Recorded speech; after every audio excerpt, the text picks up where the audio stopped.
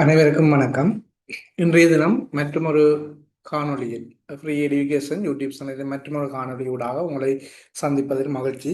அந்த வகையில் இன்றைய காணொளியானது இலங்கை ஆசிரியர் சேவை போட்டி பரீட்சை 2026 ஆண்டுக்கான பொதறிவு மாதிரி வினாத்தாள் 2 உள்ளடக்கியதாக அமைய இருக்கின்றது. இதை இந்த மாதிரி வினாத்தாள் 2 உள்ளடக்கப்பட்டிருக்கின்ற பிரதானமான விடயங்களை பொறுத்தவரையில் 2026 ஆண்டு சமர்ப்பிக்கப்பட்ட 2026 ஆண்டுக்காக சமர்ப்பிக்கப்பட்ட இலங்கை அரசாங்கத்தின் வரவு செலவு திட்டத்திலே கல்வி சார்ந்த விடயங்கள் உள்ளடக்கப்பட்டிருக்கிற கல்வி சார்ந்த விடய பரப்புகளின் மீதான ஒரு பார்வையும், அதேபோல அண்மையில வெளியீடு செய்யப்பட்ட ஏப்ரல் 20ஆம் தேதி 2026 ஆண்டு வெளியீடு செய்யப்பட்ட 2025 ஆண்டுக்குரிய ஆண்டறிக்கை தொடர்பான விடயங்களும், அதாவது ஆண்டறிக்கையில கல்வி சார்ந்த விடய பரப்புகளும் இந்த காணொளியிலே கவனம் செலுத்த இருக்கின்றது. அத்துடன் மேலதிகமாக கல்வியின் ஆரம்பகால வரலாறு தொடர்பாக இலங்கை கல்வியின் ஆரம்பகால வரலாறு தொடர்பான சில விடயங்கள், அதாவது போர்த்துகேயர், ஒல்லாந்தர், பிரித்தானியர், பண்டைய கல்வி முறைகள் போன்றவற்றிலே ஒரு சில விடய பரப்புகளும் உங்களோடு பகிர்ந்து கொள்ள இருக்கின்றேன். உங்களுக்கு இந்த காணொலி மிக பயனுள்ளதாக அமையுமா இருந்தால், அல்லது என்ன யூடியூப் சேனல் உங்களுக்கு பயனுள்ளதாக இருக்குமா இருந்தால், நீங்கள் ஏனையவர்களுக்கும் இதனை பகிர்வதனூடாக நமது யூடியூப் சேனலுக்கான ஆதரவினை நீங்கள் மேலும் வழங்கக்கூடியதாக இருக்கும் என நம்புகிறேன்.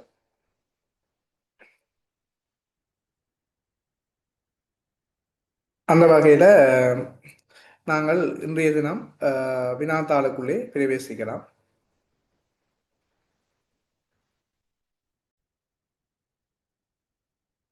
தற்போது வினாத்தாள் உங்களுக்கு திரையிலே காட்சிப்படுத்தப்பட்டிருக்கின்றது. இலங்கை ஆசிரியர் சேவை போட்டி பரீட்சை 2026 ஆண்டுக்கான பொது அறிவு, கல்வி பொது அறிவுன்னு சொல்ல முடியும். கல்வி பொது அறிவிலே பயிற்சி வினாத்தாள் 2, அதாவது மாதிரி வினாத்தாளை பொறுத்தவரையில உங்களுக்கு தெரியும், ஏற்கனவே நான் காணொலியில் சொல்லியிருக்கிறேன். 50 பல்வேறு வினாக்களை கொண்டதாகத்தான் எங்களுக்கு வர்த்தமானி பத்திரிகை வெளியீடு செய்யப்பட்டிருக்குது. நான் தற்போது இதை குறுவினா வடிவத்திலே இந்த வினாத்தாள் தயாரித்திருக்கிறேன். உங்களுக்கு அது பயனுள்ளதாக இருக்குமென்னு நம்புகிறேன். அப்புறம் இப்படி தான் பேப்பர் வருமென்று சொல்லி நீங்கள் ஒரு எடுகோளோடு இருந்து விடுறீங்க. ரைட். அப்போ நீங்கள் இந்த சமூக வலைத்தளங்களூடாக நிறைய விடயங்களை அறிந்திருப்பீர்கள். நான் உங்களுக்கு அதில் ஒரு விஷயத்தை சொல்ல வேணும். உறுதிப்படுத்திக் கொள்ளுங்க. எந்த ஒரு தகவலாக இருந்தாலும் உறுதிப்படுத்திக் கொள்ளுங்க. அநேகமாக ஒரே விடயங்கள் திரும்ப திரும்ப பண்ணப்படுறது. சில தரவுகளில் என்னுடைய அவதானத்தின் அடிப்படையில் சில தரவுகள் உண்மைத்தன்மையற்ற நிலைமையும் காணப்படுகின்றது. ஆகவே நீங்கள் உறுதிப்படுத்தி கொண்டு, நான் அதை பார்க்க வேண்டாம்னு சொல்லலை, அதுக்காக எல்லாம் பிள்ளைன்னு சொல்லல, ஒரு சில விடயங்களை நீங்கள் உறுதிப்படுத்த வேணும். நீங்கள் குழுவாக கேட்கிறார்கள் அல்லது உங்களோட நண்பர்களோட சகபாடியோட நீங்கள் அதை பகிர்ந்து கொண்டு அதை இந்த உண்மைத்தன்மையை உறுதிப்படுத்துகிறவங்களாக அல்லது வேறு வேறு சமூக வலைத்தளங்களை அவதானிக்கின்ற போது அதில் உண்மை தன்மை அல்லது வேறுபாடுகள் இருக்கிற சந்தர்ப்பத்தில் அதை உறுதிப்படுத்தி கொள்வது மிக பொருத்தமானதாக இருக்கும் அப்படின்னு நம்புகிறேன். ரைட். இப்போ நாங்கள் முதலாவது வினாவுக்குள்ளே பிரவேசிக்கலாம். 2025 ஆண்டு மத்திய வங்கி ஆண்டறைக்கு அமைவாக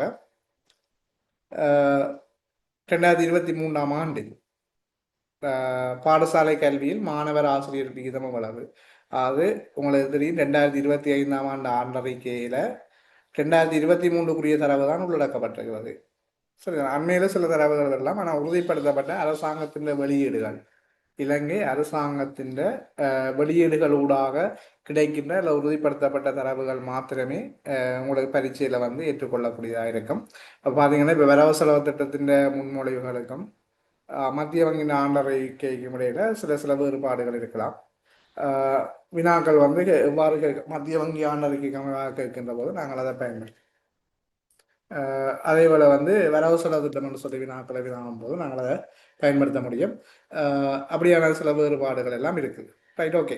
நாங்கள் இப்போ இந்த முதலாவது கேள்விக்குரிய விடையப்பரப்பை பார்ப்போம். ரைட். மாணவர் ஆசிரியர் விகிதம் நீங்கள் 2025 ஆண்டுக்கு தான் கேட்பினோம். பெரும்பாலும் 2023 எவ்வளவு இந்த ஆண்டறிக்கை அமைவாகன்றதை விட 2025 ஆண்டில் இலங்கையில் இருக்கிற பாடசாலை கல்வியில் பாடசாலை மாணவர்கள், அதாவது ஒரு ஆசிரியருக்கு எத்தனை மாணவர் என்ற அடிப்படையில் அமைந்திருக்கணும் என்று சொல்லப்படும். அப்போ இதில் வந்து பார்த்தீங்கன்னா மாணவர் ஆசிரியர் விகிதம் வந்து 15.5. அதாவது இது வந்து ஏற்கனவே இருக்கு 2024 ஆண்டு அறிக்கையில் வேறு மாதிரியான தரவுகள் இருக்கும். நான் இப்போ சொல்றது 2025 வெளியீடு செய்யப்பட்ட ஆண்டறிக்கை 2026 ஏப்ரலில் வெளியீடு செய்யப்பட்டது. அதில் வந்து 15.5க்கு ஆசிரியர் மாணவர் ஆசிரியர் வீதம், அதாவது ஒரு ஆசிரியருக்கு 15.5 மாணவர்கள் வந்து பாடசாலைகளில் காணப்படுகின்றார்கள் என்பது வந்து இதில் சொல்லப்பட்டிருக்கிறது. அடுத்த இலங்கை மத்திய வங்கி ஆண்டறிக்கைக்கு அமைவாக ஆரம்ப வகுப்புகளில் அனுமதி பெற்றவர்கள் என்ற தேறிய விகிதம். ஆரம்ப வகுப்புகளில் அனுமதி பெற்றவர்கள் வந்து கிட்டத்தட்ட 95% மாணவர்கள் 95 5.5% வந்து 95.5% வந்து ஆரம்ப வகுப்புகளில் வந்து அனுமதி பெற்ற தேறிய விகிதமாக வந்து 2025 காணப்படுகின்றது. அதேபோல தரம் 1 தொடக்கம் 9 வரையான வயது அடிப்படையில் வந்து வந்து தரம் 1 இருந்து 9ஆம் ஆண்டு வரைக்கும் வந்து அனுமதி பெற்றோருடைய சதவீதம் வந்து 95% வந்து காணப்படுகின்றது. வயது அடிப்படையில் அனுமதி பெற்றவர்களுடைய பாடசாலையில் அனுமதி பெற்றவர்களுடைய தேறிய விகிதமாக காணப்படுகின்றது.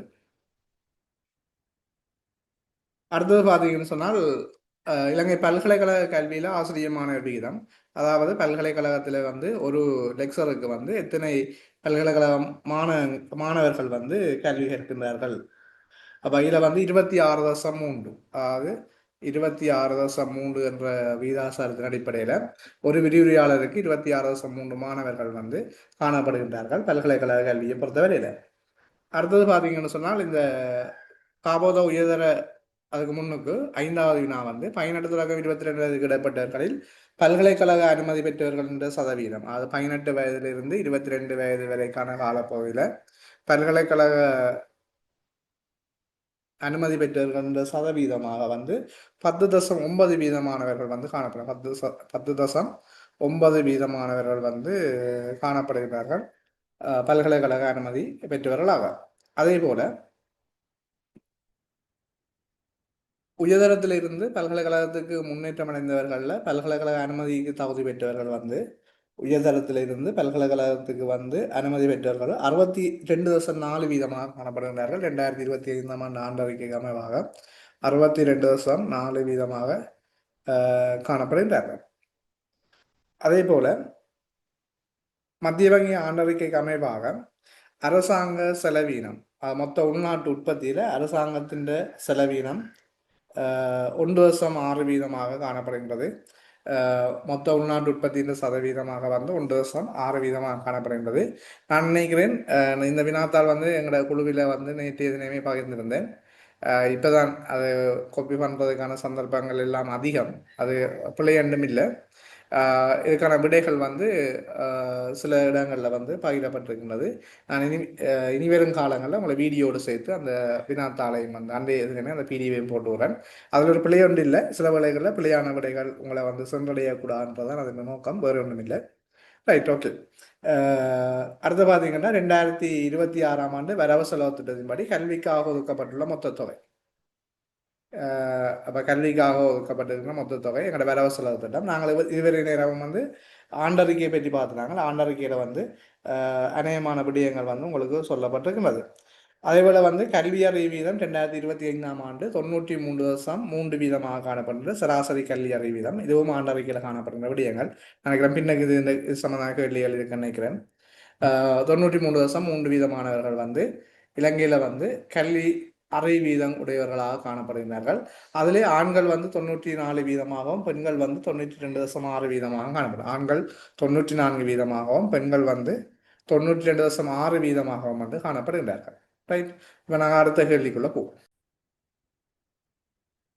இந்த வரவு செலவு தொடர்பாக கல்விக்கான சில விடய பரப்புகளை நான் முழுமையாகவே இதில் சொல்கிறேன். முதலாவது கேள்வி கல்விக்காக ஒதுக்கப்பட்டுள்ள மொத்த தொகை.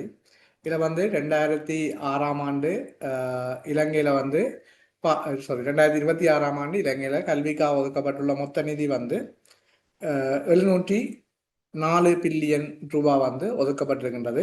அதில் பாடசாலை கல்விக்காக வந்து 537.1 பில்லியனாகவும் பல்கலைக்கழக கல்விக்காக 133.9 பில்லியன் ரூபாவும் தொழிற்கல்விக்காக 20.2 பில்லியன் ரூபாவும் வந்து இலங்கையின் கல்விக்காக ஒதுக்கீடு செய்யப்பட்டிருக்கின்ற செலவுகளின் ஒரு பகுதிகள். அதில் முன்பள்ளி கல்விக்காக வந்து 4.7 பில்லியன் ரூபா ஒதுக்கப்பட்டிருக்கின்றது. அதே போல் வந்து தர்ம பாடசாலைகள், அதாவது அறநெறி பாடசாலைகளுக்காக 1.3 பில்லியன் ரூபாவும் ஒதுக்கீடு செய்யப்பட்டிருக்கு. விஞ்ஞானம் மற்றும் தொழில்நுட்பம் சார்ந்த விடயங்களுக்காக 1.1 பில்லியன் ரூபாவும் ஒதுக்கீடு செய்யப்பட்டிருக்கின்றது. இதில் வந்து இலங்கையின் 2026 ஆண்டு வரவு செலவு திட்டத்துக்கான ஒதுக்கீடுகள், அது கல்விக்காக ஒதுக்கீடு செய்யப்பட்ட மொத்த தொகை 704 பில்லியன் ரூபாய். அதில் பாடசாலை கல்விக்காக ஒதுக்கீடு செய்யப்பட்டது 537.1 பில்லியன், பாடசாலை கல்விக்காக 537.1 பில்லியன். பல்கலைக்கழக கல்விக்காக ஒதுக்கீடு செய்யப்பட்டது 133.9 பில்லியன் ரூபாய். தொழிற்கல்விக்காக ஒதுக்கீடு செய்யப்பட்டது 20.2 பில்லியன் ரூபாய். விஞ்ஞானம் மற்றும் தொழில்நுட்பம் சார்ந்த விடயங்களுக்காக ஒதுக்கப்பட்டது வந்து 7.1 பில்லியன் ரூபாய். அறநெறி பாடசாலை கல்விக்காக ஒதுக்கீடு செய்யப்பட்டது வந்து 1.3 பில்லியன் ரூபாய்.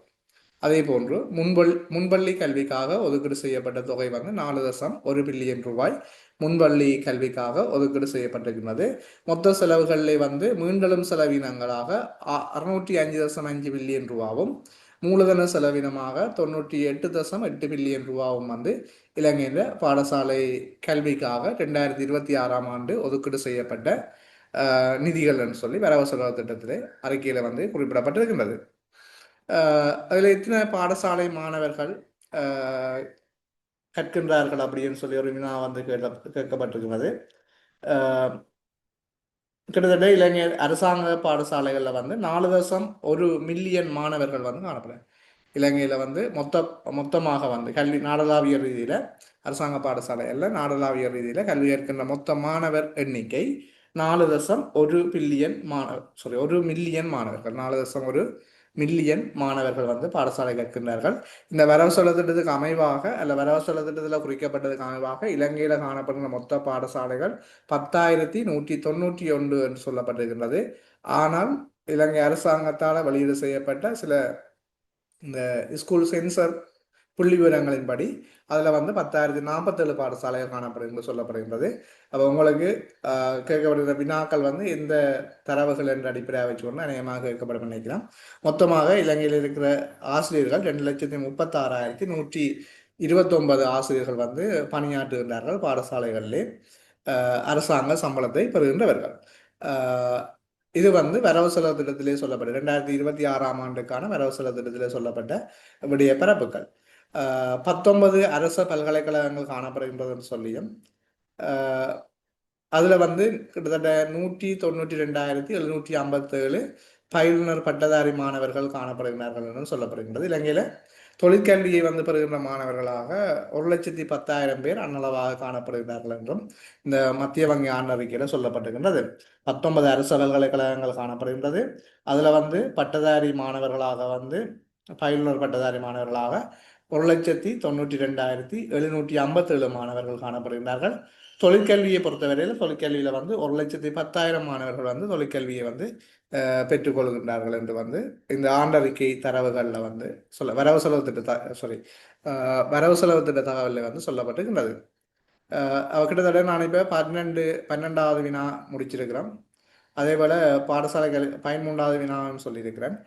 மற்றது பல்கலைக்கழக கல்வி மற்றும் தொழிற்கல்வி ஒதுக்கப்பட்டுள்ள நிதி தனித்தனியாக சொல்லியிருந்தான். இதில் கேட்கப்பட்ட கேள்வியை நீங்கள் சேர்த்து போடலாம், அல்லது ரெண்டுக்கும் தனித்தனியாக நீங்கள் கொடுக்க முடியும். அதாவது முன்பள்ளி கல்விக்கான நிதியும் வந்து சொல்லியிருந்தனா 15 வினாக்கள், 15வது வினா. 16வது வினாவை பொறுத்தவரையில் பாடசாலை கல்விக்கான நிதியில் ஊழியர்களுக்கான சம்பளமாக எவ்வளவு செலவிடப்படுதுன்னு சொல்லப்படுகிறது. அதாவது பாடசாலையில் கடமையாற்றுகின்ற ஊழியர்களுக்கான செலவாக 362 பில்லியன் ரூபாய் வந்து செலவு செய்யப்படுகிறது. ஊழியர்களுக்கான சம்பளமாக 362 பில்லியன் ரூபாய் ஆசிரியர்களுக்கான மற்றும் கல்விசார் ஊழியர்களுக்காக செலவு செய்யப்படுகின்றது.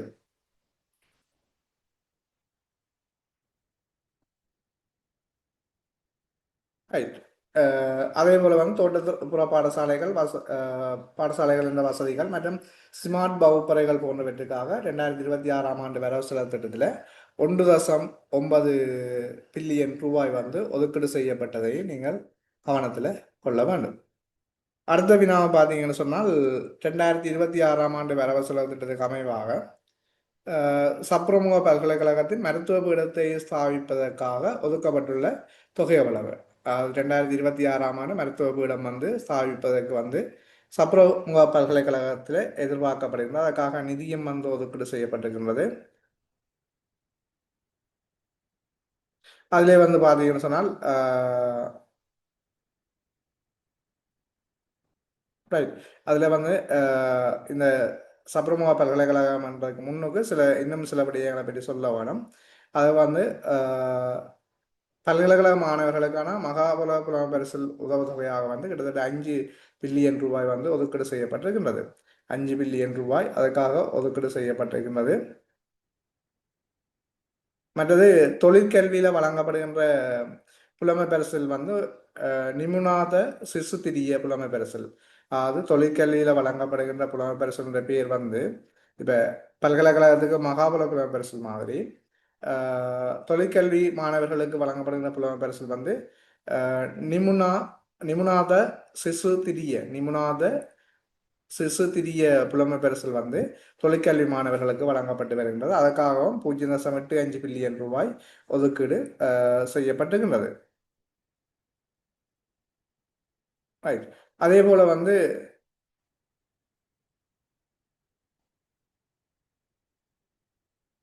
சுரக்ஷா காப்புறுதி திட்டத்துக்காக அதாவது பாடசாலை மாணவர்களுக்கான காப்புறுதி திட்டம் வந்து சுரக்ஷா காப்புறுதி திட்டம் இது 2017ஆம் ஆண்டு ஆரம்பப்படுத்தப்பட்டது.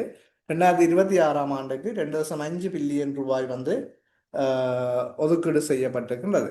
இதற்காக 2026ஆம் ஆண்டுக்கு சுரக்ஷா காப்புறுதி திட்டத்துக்காக 2.5 பில்லியன் ரூபாய் ஒதுக்கீடு செய்யப்பட்டிருக்கின்றது. அதேபோல் பாடப்புத்தகம் அச்சிடுவதற்காக வந்து 15 பில்லியன் ரூபாய் வந்து ஒதுக்கீடு செய்யப்பட்டிருக்கின்றது. ரைட் இதில் வந்து பார்த்தீங்கன்னா பாடசாலை மாணவர்களுக்கான சில நலம்புரி சேவைகள்லாம் இது பாடசாலை சீருடை சத்துணவு நிகழ்ச்சி திட்டம் வழங்கப்படுகின்றது. மற்றது பருவகால அனுமதி சீட்டுகள் போக்குவரத்துக்குரிய அனுமதி சீட்டுகள் வழங்கப்படுகின்றது. மற்றது பெண் மாணவர்களுக்கான சுகாதாரத்துவாய் வழங்குதல் பாடப்புத்தகங்கள் புலமை பரிசில் தரமைந்துக்கான புலமை பரிசில் கொடுப்பனவுகள் போசாக் உணவு வழங்க விளையாட்டு பாடசாலைகளுக்கான போசாக் உணவு வழங்குதல் திட்டங்கள் சுரக்ஷா காப்புறுதி திட்டம் மற்றது வந்து பிள்ளைகளின் காகிதாதிகள் கொள்ளணவு செயற்பாடுகள். அதுக்காக உங்களுக்கு தெரியும் இது எல்லா எல்லா பாடசாலைகளையும் நடைமுறைப்படுத்தப்பட்டிருந்தது இந்த வருஷம். எல்லா பாடசாலையும் கொண்ட வசதி அதுக்கு பொருத்தமான மாணவர்களை கொண்ட பாடசாலைகளில் இதுக்கு 9 பில்லியன் ரூபாய் மொத்தமாக ஒதுக்கீடு செய்யப்பட்டு இது பாடசாலை மாணவர்களுக்காக மேற்கொள்ளப்படுகின்ற நலம்புரி நிகழ்ச்சி திட்டங்கள் என்ற அடிப்படையில் சொல்ல முடியும். உயர்கல்வியை பொறுத்தவரையில் உங்களுக்கு தெரியும்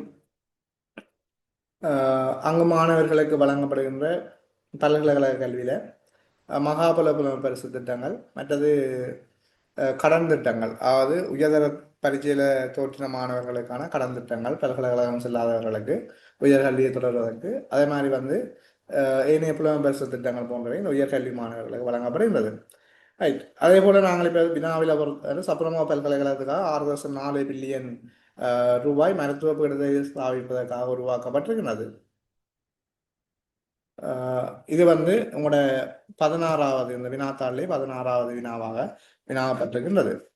அதே போன்று 2026ஆம் ஆண்டு வரவு செலவு திட்டத்தின் படி தொழிற்கல்வியில் 2026ஆம் ஆண்டு வரவு செலவு திட்டம் படி தொழிற்கல்வியில் ஒரு மீள் புதுப்பிக்கத்தக்க வலு சக்தி பயிற்சி நிலையம் ஸ்தாபிப்பதற்கு எதிர்பார்க்கப்படுகின்றது.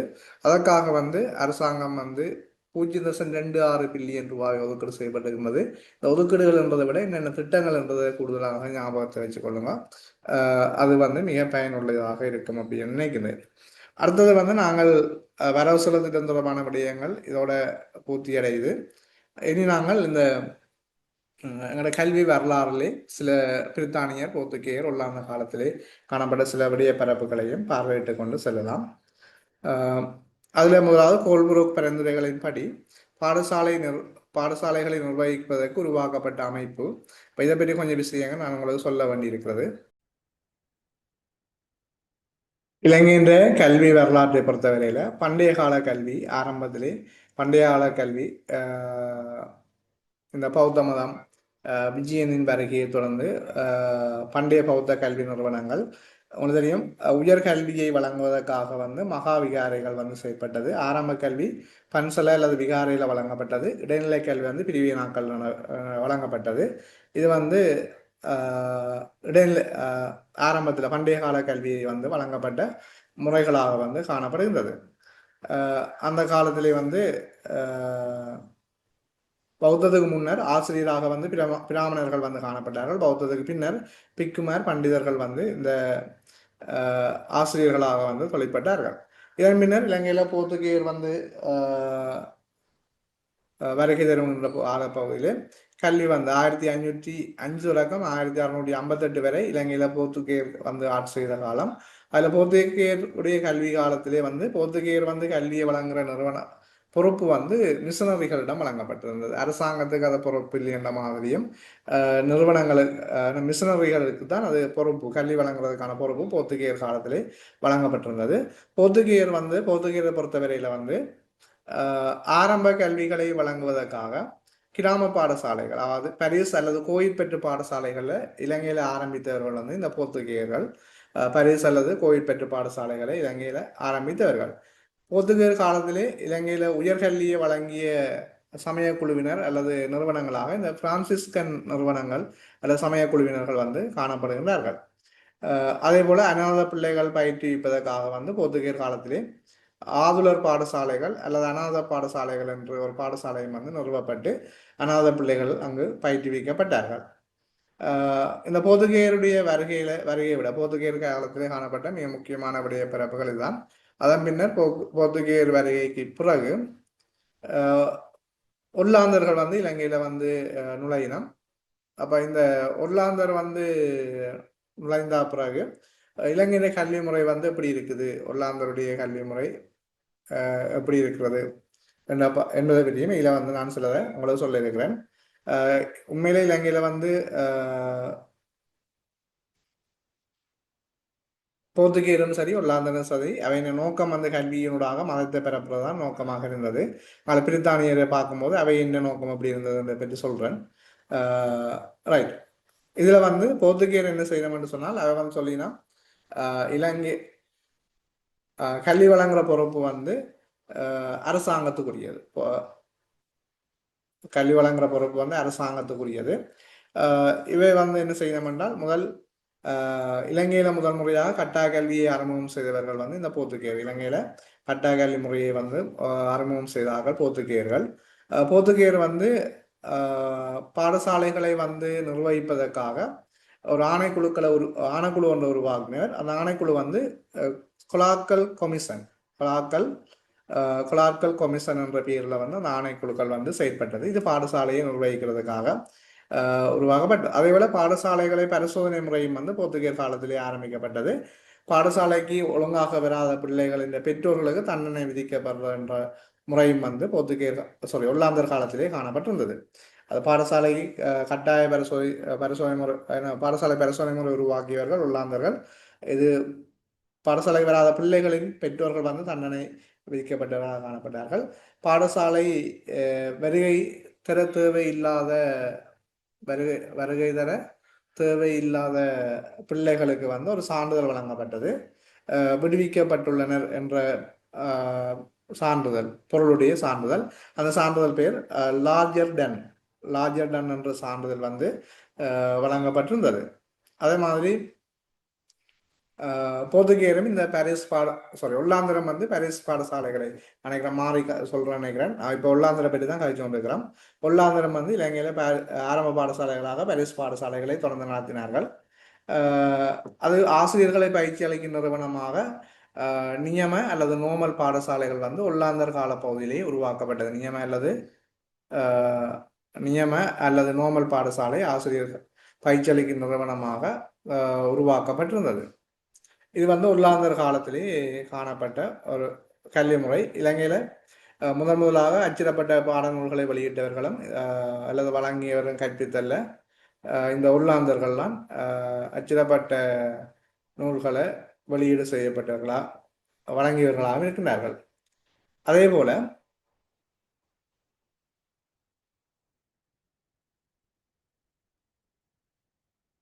பிரித்தானியர் காலம் பின்னர் பிரித்தானியர் காலம் 1796 ஆண்டிலிருந்து ஆரம்பிக்குது. அவர்களும் இந்த மிஷனரிகளோட கல்விகளை வழங்கியிருந்தார்கள். ரைட். ஒல்லாந்தர் காலத்தில் ஆரம்பிக்கப்பட்ட செமினரி பாடசாலைகள் கொழும்பு அகாடமி என்ற பெயர் மாற்றப்பட்டிருந்தது. கொழும்பு அகாடமியை ஆரம்பித்தவர்கள் இந்த பிரித்தானியர்கள் தான் கொழும்பு அகாடமியை ஆரம்பித்திருந்தார்கள். 1799 ஆண்டு இந்த கொழும்பு அகாடமி ஆரம்பிக்கப்பட்டது. ரைட். அதுக்கு பிறகு இந்த பிரித்தானியர் காலத்தில் கல்விக்காக 4 குழுக்கள் அமைக்கப்பட்டிருந்தன, ஆணைக்குழுக்கள். ஒன்று கோல்புருக் குழு, அடுத்தது மென்கென்சியின் ஆணைக்குழு, அடுத்த மத்திய பாடசாலை ஆணைக்குழு, மோகன் குழு என்று சொல்லி 4 குழுக்கள் ஆரம்பிக்கப்பட்டிருந்தது. இதில் கோல்புருக் குழு ஆரம்பிக்கப்பட்டு அவை சில ஆலோசனைகளை முன்வைத்தார்கள். அந்த ஆலோசனைக்கு அமைவாக இலங்கையில் பாடசாலை ஆணைக்குழு நிறுவப்பட்டது. 1934 ஆண்டு பாடசாலைகளை நிர்வகிப்பதற்காக பாடசாலை ஆணைக்குழு நிறுவப்பட்டது. ஆகவே 19வது கேள்விக்குரிய விடை இதுதான். நிர்வகிப்பதற்காக உருவாக்கப்பட்ட அமைப்பு பாடசாலை ஆணைக்குழு 1834 ஆண்டு. அது பிறகு கொழும்பு அகாடமி 1836 புனரமைக்கப்பட்டு ஆங்கிலம் கற்பிப்பதற்கான ஆசிரியர்களை பயிற்றுவிக்கும் நிறுவனமாக அந்த நிறுவனம் மாற்றப்பட்டதும் குறிப்பிடத்தக்கது. அடுத்த பாடசாலை ஆணைக்குழு கலைக்கப்பட்டு உருவாக்கப்பட்ட அமைப்பு. அதுக்கு பிறகு என்னென்றால் கோல்புருக் ஆணைக்குழு பிறகு மென்கென்சியின் ஆணைக்குழு உருவாக்கப்பட்டு அந்த மென்கென்சியின் ஆணைக்குழு சில சிபாரிசுகளை அல்லது ஆலோசனைகளை முன்வைக்குது. அந்த ஆலோசனைக்கு அமைவாக பாடசாலை ஆணைக்குழு கலைக்கப்பட்டு மத்திய பாடசாலை ஆணைக்குழு 1841 ஆண்டு அமைக்கப்பட்டது. 1841 ஆண்டு மத்திய பாடசாலை ஆணைக்குழு உருவாக்கப்பட்டது.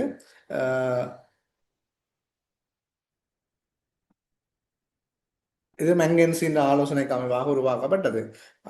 பாடசாலை ஆணைக்குழு கலைக்கப்பட்டு மத்திய பாடசாலை ஆணைக்குழு உருவாக்கப்பட்டது. அதுக்கு பிறகு பார்த்தீங்கன்னு சொன்னால் அடுத்த கேள்வி, 2025 ஆண்டு மத்திய வங்கி ஆண்டு அறிக்கைக்கு அமைவாக பாடசாலை ஒன்று உள்ளடங்கும் பிரதேசம், அதில் எல்லாம் சொன்னால் இதையும் தவற விட்டிருந்தேன். ரைட். அது மாதிரி கல்வி அறிவு வீதம் பற்றி சொன்னான். இது ரெண்டையும் நாங்கள் கடைசியாக அந்த கேள்விக்கு விடைய சொல்கிறோம். 24வது கேள்விக்குரிய விடைய. அடுத்த 26 பரிசு அல்லது கோயிற்பற்று பாடசாலைகள் முதலில் இலங்கையில் ஆரம்பித்தவர்கள் போர்த்துகேயர்கள். அதை பற்றி கதைச்சிருக்கிறேன். பாடசாலை ஒரு மத்திய நிர்வாக அமைப்புகள் கொண்டு வருவதற்காக ஒல்லாந்தில் உருவாக்கப்பட்டது. கொலாக்கல் கொமிஷன் என்ற ஆணைக்குழு உருவாக்கப்பட்டது. ஒல்லாந்தர் காலத்திலே ஆசிரியர்களை பயிற்சி அளிக்கும் நிறுவனத்தை பற்றி சொல்லியிருந்தேன். நியம அல்லது நோமல் பாடசாலை.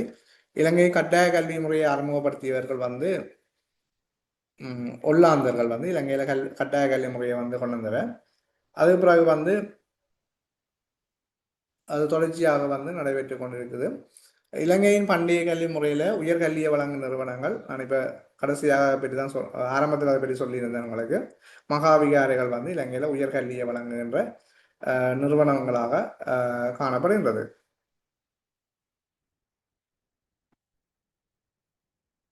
இவ்வளவு விடயங்களும் இந்த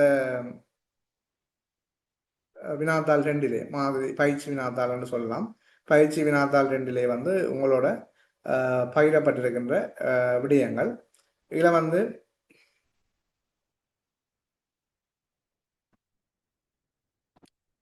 நாங்கள் 24வது வினாவை பற்றி உங்களுக்கு இதோட சொல்ல வேணும்னு நினைக்கிறேன்.